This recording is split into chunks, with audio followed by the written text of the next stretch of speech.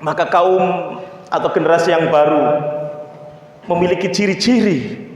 Ciri-cirinya adalah yuhibbuhum wa yuhibbunahu. Allah mencintai mereka, kaum itu. Wa yuhibbunahu, dan mereka, kaum itu, mencintai Allah. Ini ciri pertama. Apakah kita semuanya, saudara-saudara sekalian, adalah termasuk generasi yang dicintai Allah, kemudian kita mencintai Allah? Ini menjadi pertanyaan. Ketika azan dikumandangkan, apakah kita berbondong-bondong pergi menjawab seruan itu dengan memenuhi masjid-masjid, musola-musola? Atau kita tetap asik dengan pekerjaan-pekerjaan kita, asik dengan mainan-mainan kita? Sebab kaum yang mencintai Allah, kaum yang dicintai Allah, pasti asyaddu hubban lillah. Cintanya kepada Allah itu luar biasa. Yang lain-lainnya nomor 2, yang lain-lainnya nomor 3, nomor 4, nomor 5. Nomor 1 adalah Allah. Kalau Allah sudah menyeru, maka dia akan menjawabnya, akan siap sami'na wa ata'na. Inilah kaum yang ditunggu-tunggu. Kalau Rasulullah Shallallahu Alaihi Wasallam sudah wafat 1400 tahun yang lalu, di saat Rasulullah wafat beberapa tahun saja, bahkan tidak nyampe beberapa tahun, beberapa bulan saja, sebagian besar Jazirah Arab yang sebelumnya mereka semuanya tunduk berislam, kemudian mereka murtad. Bagaimana setelah 1400 tahun Rasulullah wafat? Kira-kira kayak apa?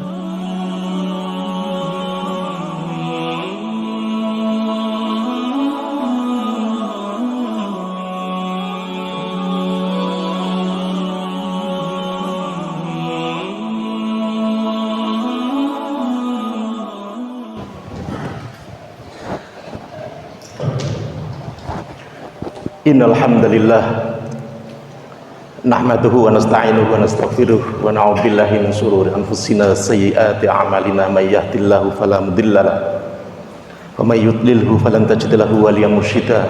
Asyhadu an la ilaha illallah wahdahu la syarika lah wa asyhadu anna Muhammadan 'abduhu wa rasuluhu man la nabiyya ba'dahu. Qala Allah ta'ala a'udzu billahi minasyaitonir rajim. Bismillahirrahmanirrahim. Ya ayyuhalladzina amanu may yartadda minkum an dinihi fasawfa ya'tillahu biqaum yuhibbuhum wa yuhibbunah adzillatin 'alal mu'minin 'izzatin 'alal kafirin yujahiduna fi sabilillahi wa la yakhafuna lawmata la'im dzalika fadlullahi yu'tihi may yasha' wallahu wasi'un 'alim. Faqal ya ayyuhalladzina amanu taqullaha haqqa tuqatih fala tamutunna illa wa antum muslimun. Faqal fatazawwadu fa inna khaira zatit taqwa fattaquni ya ulil albab. Hadirin sidang Jumat yang berbahagia, alhamdulillah satu ucapan yang seyogianya kita panjatkan kehadirat Allah Subhanahu wa taala. Bentuk kesyukuran yang amat tinggi karena kita semuanya masih senantiasa diberikan kelimpahan berbagai macam nikmat. Dan nikmat yang paling tinggi adalah kita masih diberikan ketetapan kepada iman dan Islam. Salawat dan salam semoga tetap limpah kepada junjungan kita Nabi Muhammad SAW. Hadirin sidang Jumat yang berbahagia, saya sebagai khatib memberikan nasihat kepada kita semua. Mari kita senantiasa meningkatkan derajat iman kita, derajat ketakwaan kita di hadapan Allah Subhanahu wa taala. Karena buat dan saudara-saudara sekalian, Orang yang paling mulia di sisi Allah Subhanahu wa taala adalah orang yang paling bertakwa. Bukan orang yang paling tinggi kedudukannya. Jadi raja, jadi presiden, jadi perdana menteri, jadi kaisar, jadi amir, jadi gubernur, jadi wali kota, jadi bupati. Atau orang yang paling kaya, yang memiliki harta ribuan triliun, yang punya pabrik di mana-mana, yang punya perusahaan jumlahnya ratusan atau mungkin ribuan, punya karyawan yang jumlahnya ratusan ribu. Atau orang yang paling pinter, yang punya gelar profesor, doktor, doktornya bermacam-macam, kuliahnya di banyak perguruan tinggi. Atau orang yang paling alim, orang yang paling banyak hafal Al-Quran, yang paling banyak hafal hadis. Tapi yang paling mulia di sisi Allah Subhanahu wa ta'ala adalah inna akramakum indallahi atqakum. Sesungguhnya yang paling mulia di sisi Allah adalah orang yang paling bertakwa di antara kalian. Oleh karena itu, buat dan saudara-saudara sekalian, mari kita senantiasa meningkatkan takwa. Karena takwa inilah sebaik-baik syarikalah. Wa asyhadu anna Muhammadan abduhu wa rasuluhu man la nabiyya ba'dah. Qala Allah Ta'ala a'udzu billahi minasyaitonir rajim. Bismillahirrahmanirrahim. Ya ayyuhalladzina amanu may yartadda minkum an dinihi fasawfa ya'tillahu biqaum yuhibbuhum wa yuhibbunah adzillatin 'alal mu'minin 'izzatin 'alal kafirin yujahiduna fi sabilillahi wa la yakhafuna laumata laim dzalika fadlullahi yu'tihi may yasha wallahu wasi'un 'alim. Faqala ya ayyuhalladzina amanu taqullaha haqqa tuqatih fala tamutunna illa wa antum muslimun. Faqala fatazawwadu fa inna khaira zadit taqwa fattaquni ya ulil albab. Hadirin sidang Jumat yang berbahagia, alhamdulillah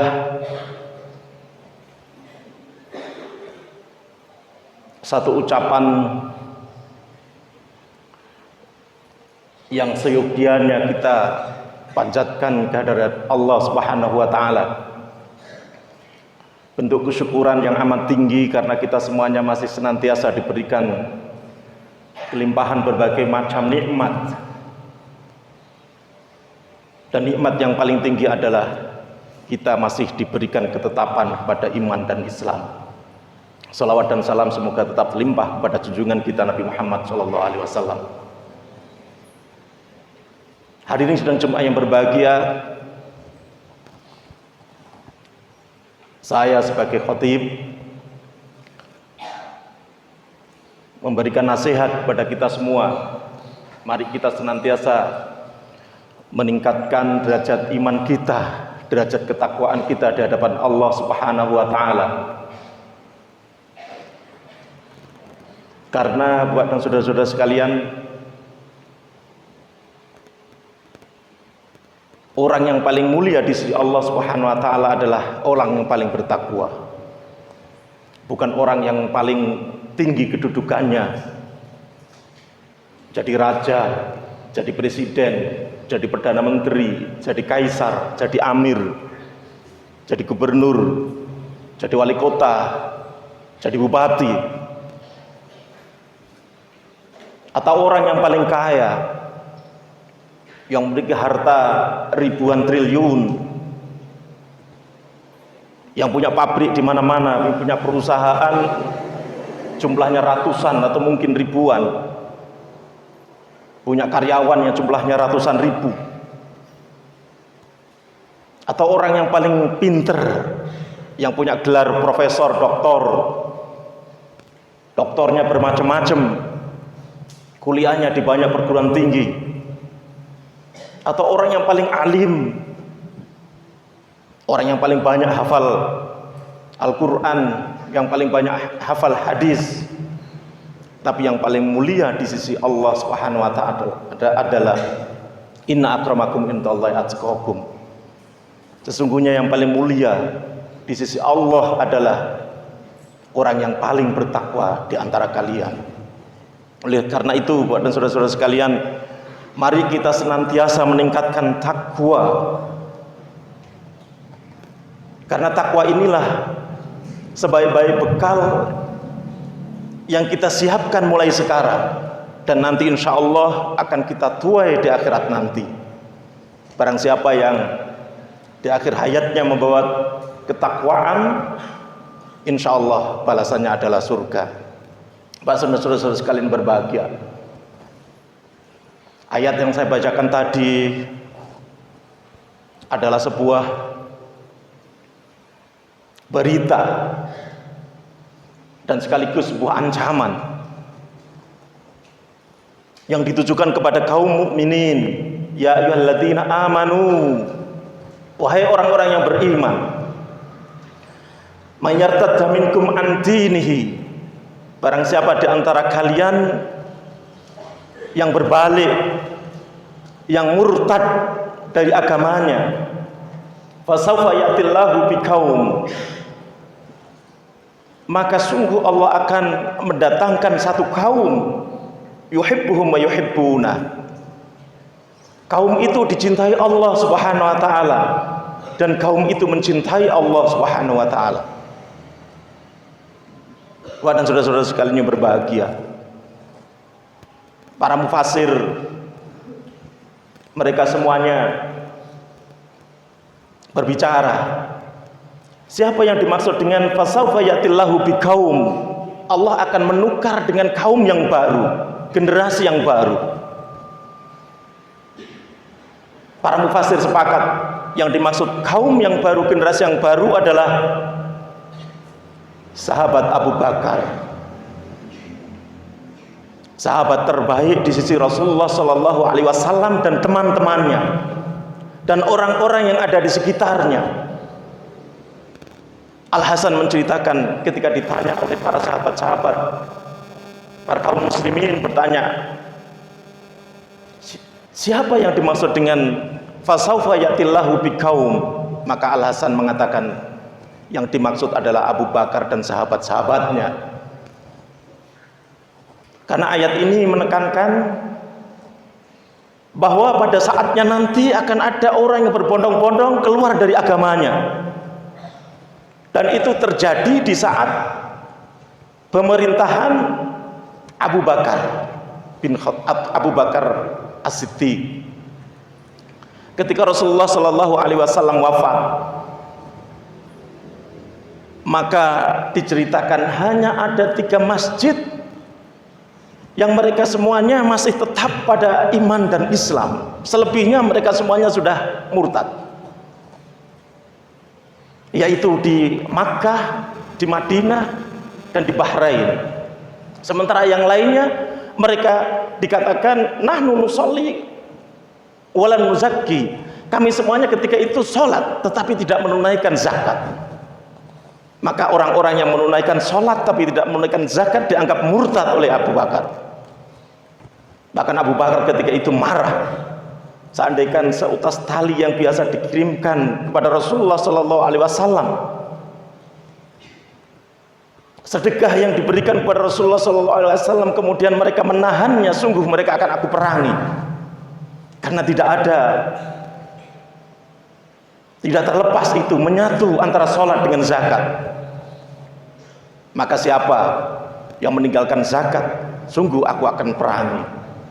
Bapak dan saudara-saudara sekalian berbahagia, di zaman sekarang ini, apakah orang-orang yang meninggalkan syariat Islam itu semakin banyak atau semakin sedikit? Mereka masih sholat, mungkin masih sholat 5 waktu, tapi bagaimana dengan syariat-syariat yang lain? Apakah mereka tegakkan atau mereka tinggalkan?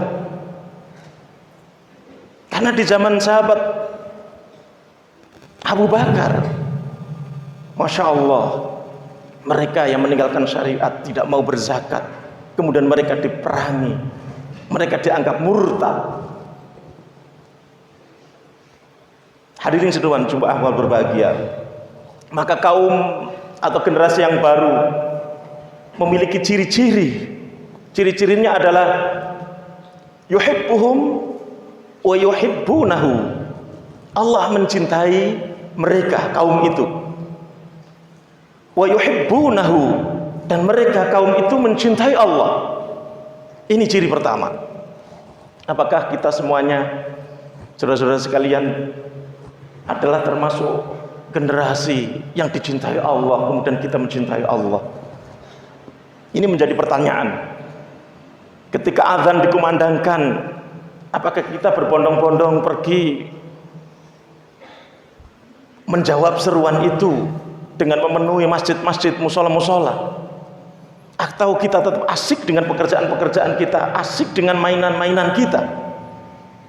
Sebab kaum yang mencintai Allah, kaum yang dicintai Allah, pasti asyaddu hubban lillah. Cintanya kepada Allah itu luar biasa. Yang lain-lainnya nomor 2, yang lain-lainnya nomor 3, nomor 4, nomor 5. Nomor 1 adalah Allah.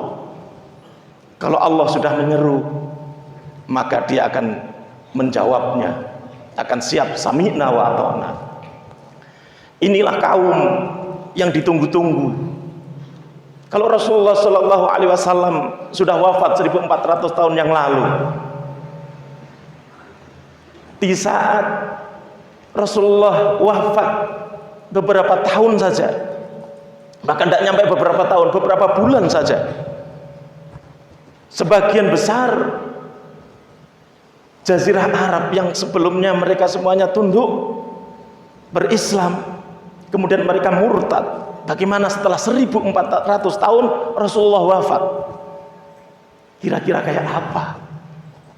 Sekarang ini banyak mereka mengatakan kami ini muslim, kami ini muslim, tapi mereka semuanya enggan melaksanakan syariat Islam. Kalau ada kelompok-kelompok yang menyuarakan ayo kita tegakkan syariat, maka ramai-ramai akan dibully, mereka akan dijudge, mereka akan dikatakan sebagai teroris, mereka dikatakan sebagai intoleransi, mereka dikatakan sebagai fundamentalis, mereka dikatakan Masya Allah ini dan itu.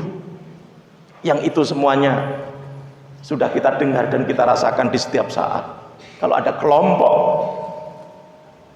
yang menyuarakan, yang mengajak untuk kembali kepada Al-Quran dan As-Sunnah, maka itu dianggap sebagai kelompok-kelompok radikal yang itu harus dimusuhi. Hadirin sidang Jumat yang berbahagia, kita hidup berbangsa dan bernegara di negeri ini.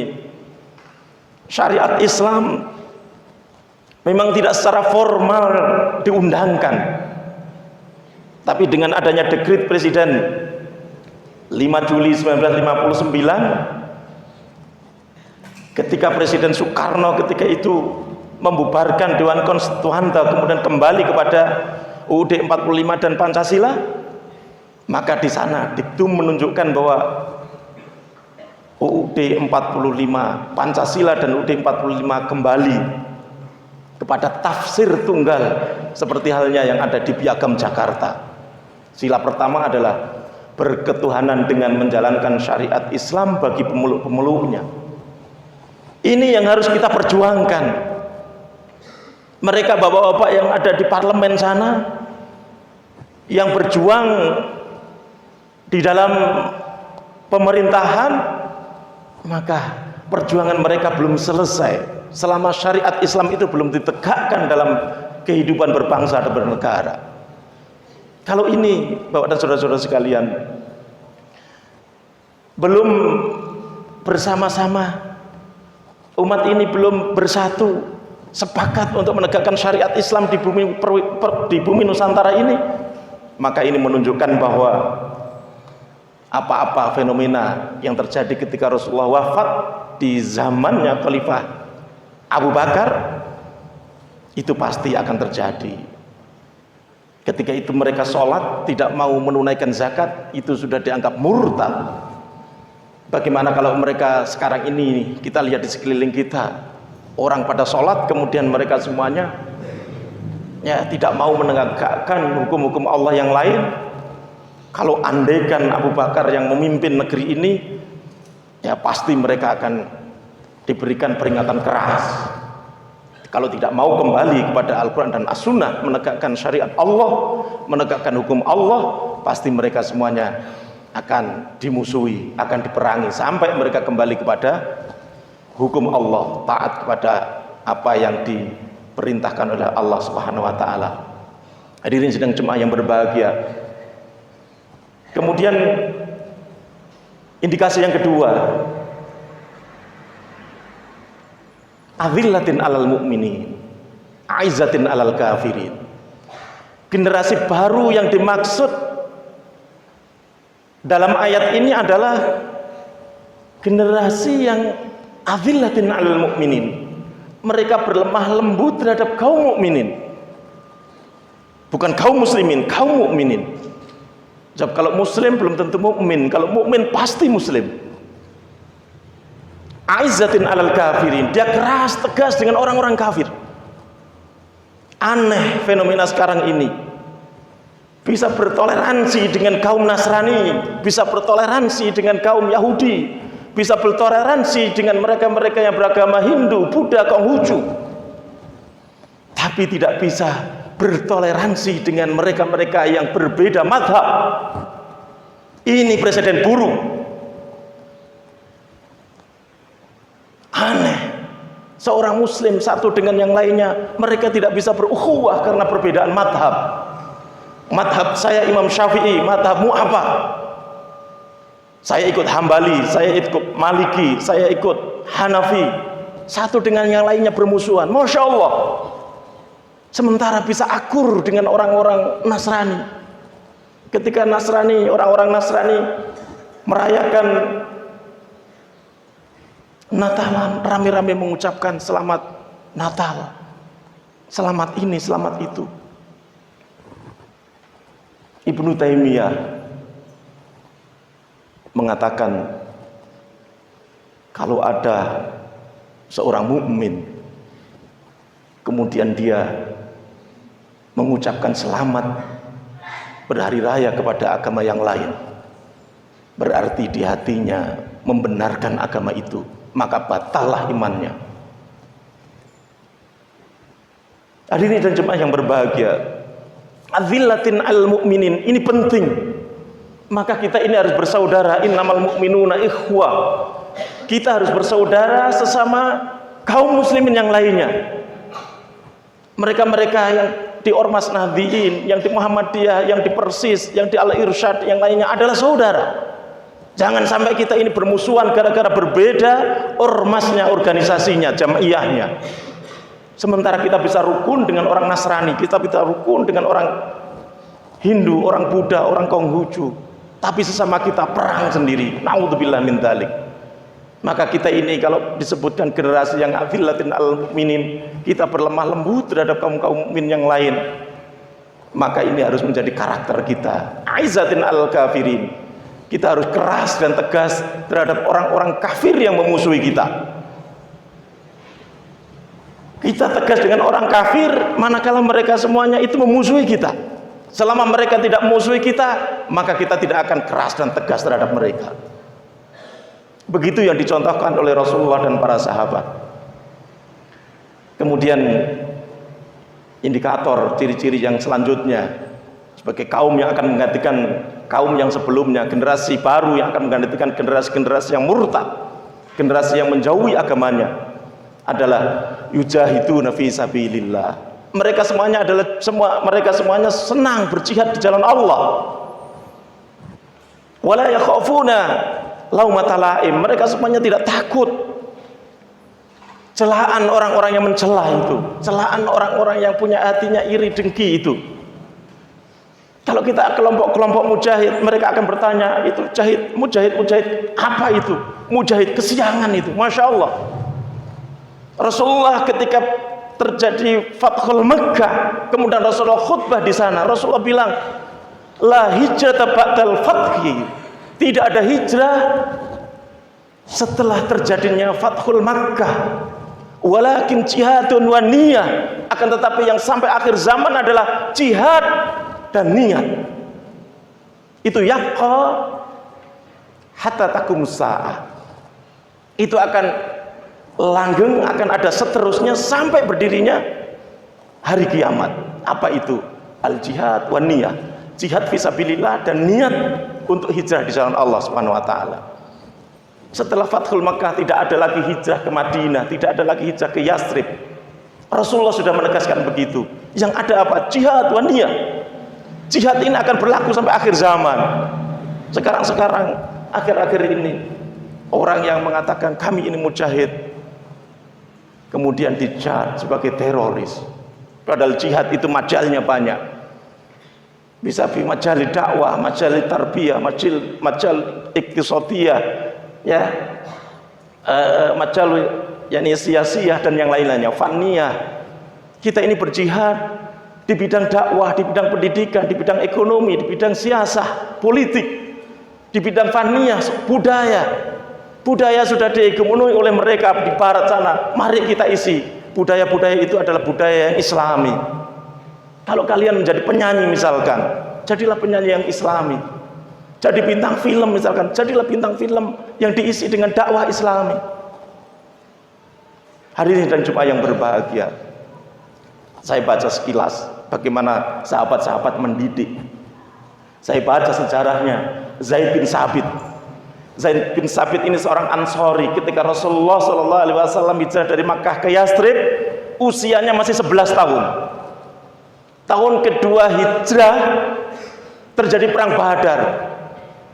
Zaid bin Sabit ini datang kepada Rasulullah merengek-rengek, "Ya Rasulullah, saya ingin berangkat bersama keluarga, bersama para kaum mukminin yang lain untuk jihad fisabilillah, berperang di Badar." Jawab Rasulullah, "Enggak, kamu masih kecil." Kalau tahun kedua berarti usianya 12 tahun. Karena hijrah pertama usianya 11, perang Badar tahun kedua berarti usianya 12 tahun. Kemudian terjadi perang Uhud tahun ketiga, berarti usianya 13 tahun. Ada 8 anak yang datang pada Rasulullah, "Ya Rasulullah, kami sekelompok anak-anak, kami ingin menyertai bapak-bapak kami untuk menegakkan agama kami, mempertahankan agama kami. Tolong diizinkan untuk jihad fisabilillah." Kemudian oleh Rasulullah dites satu persatu. Ada Zaid bin Thabit, ada Abdullah bin Umar, ada Rafiq bin Khudaij, ada Samurah bin Jundub dan yang lain-lainnya. Di antara 8 ini kemudian dibolehkan hanya 2. Yang dibolehkan adalah Rafiq bin Jundaid bin Khudaij.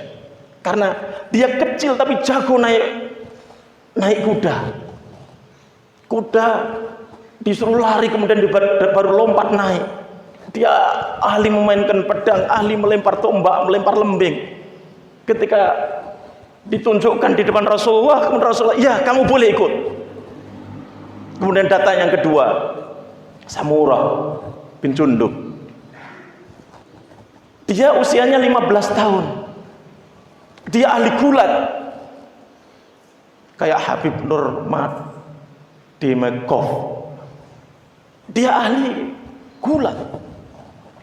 15 tahun bisa mengalahkan orang-orang yang lebih besar, lebih tinggi. Kemudian dia, "Coba kamu robohkan itu." Dirobohkan. Kemudian oleh Rasulullah, "Ya, kamu boleh ikut." Kemudian Zaid, Abdullah bin Umar dan yang lain-lainnya, "Enggak, kamu belum boleh." Tapi perlu diketahui anak-anak sekalian, Zaid bin Sabit ini tahun ke-5 boleh dibolehkan ikut berperang. Ketika perang Khandaq itu tahun ke-5 Hijriah. Dibolehkan oleh Rasulullah, "Ya, boleh kamu ikut." Karena usianya sudah 15 tahun. Usia 15 tahun kelas 9. Berperang di jalan Allah. Yang ada 2 kemungkinan, dia akan terbunuh atau membunuh. Dia syahid atau dia akan selamat. Zaid bin Thabit kemudian mendalami, menulis wahyu. Wahyu datang ditulis, wahyu datang ditulis, wahyu datang ditulis. Kemudian dikenal sebagai penghafal wahyu.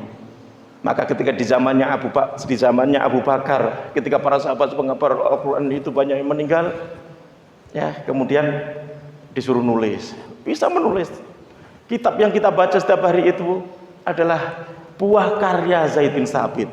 Yang sebelumnya ketika Rasulullah bermurosalah dengan para pemimpin-pemimpin negeri di negeri-negeri yang lain, dakwah jauh, dapat surat berbahasa Ibrani, berbahasa Suryani, Rasulullah tidak bisa memahami. Kemudian Zaid bin Sabit, Zaid, kamu pelajari bahasa ini.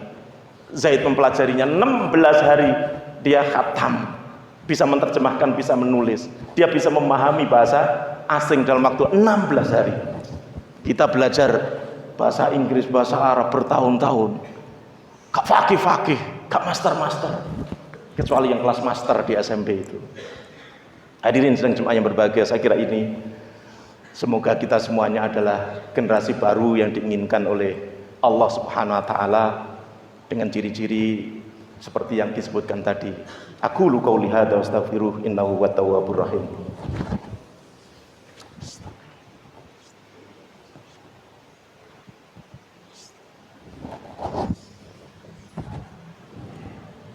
Alhamdulillah, salatu wassalamu ala rasulillah wa alihi wa muwallah. Asyhadu an la ilaha illallah wahdahu la syarikalah wa asyhadu anna Muhammadan abduhu wa rasuluh man la nabiyya ba'da.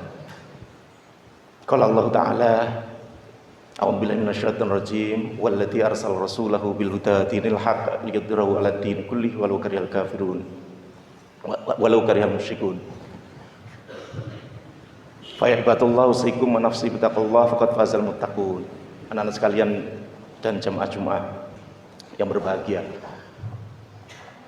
sudah menjadi azam kita bahwa kita adalah generasi baru yang diinginkan oleh Allah Subhanahu wa taala.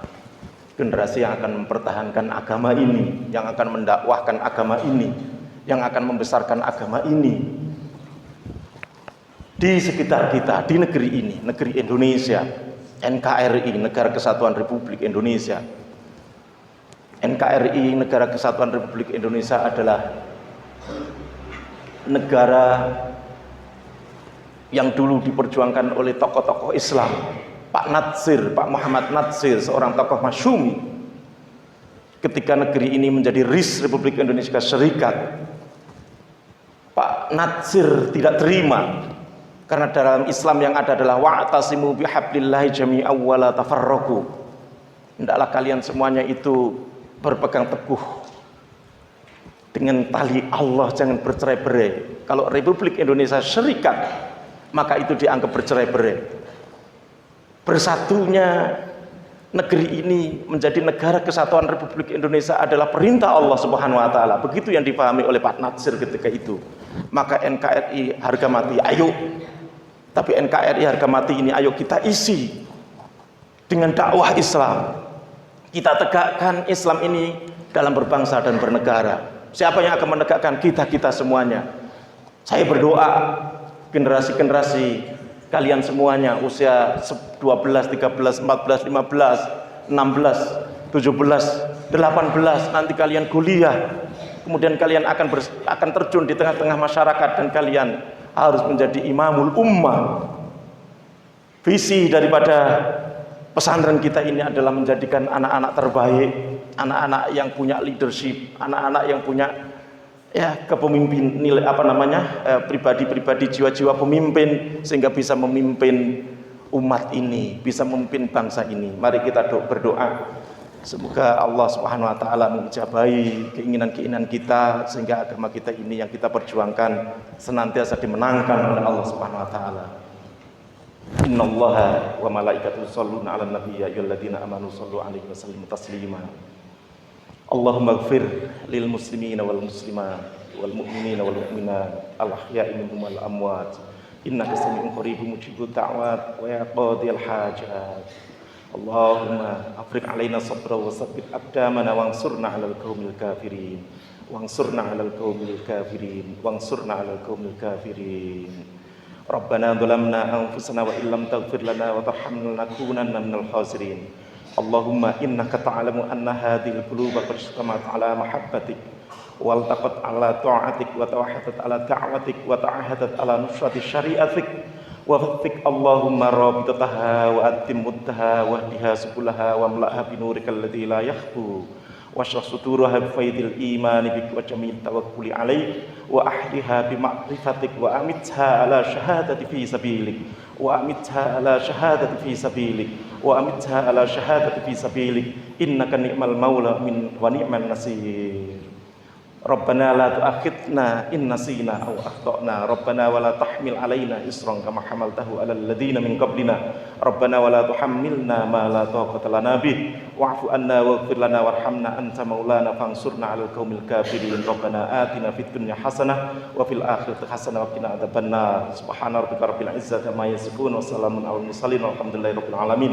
Fa ya ibadallah innallaha ya'muru bil 'adli wal ihsani qurba wal nahy 'anil fahsya'i wal munkar wal baghi ya'idukum la'allakum tadhakkarun wa la dzikrullahi akbar.